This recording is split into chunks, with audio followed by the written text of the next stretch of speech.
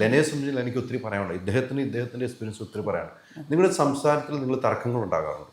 തീർച്ചയായും ഒരുപാട്.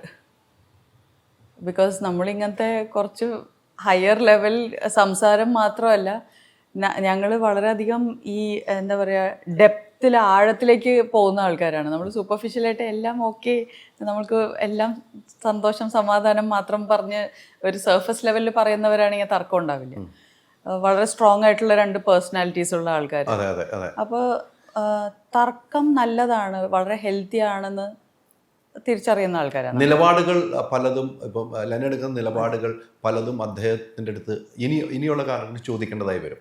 ആ ചോദിക്കുന്ന സമയത്ത് ഇത് വേണ്ട ലെന, ഇത് ശരിയല്ലല്ലോ, നമ്മുടെ നിലപാടിൽ നിന്ന് മാറ്റം വേണോ എന്ന് അദ്ദേഹം പറയാറുണ്ട്. അങ്ങനെയില്ല.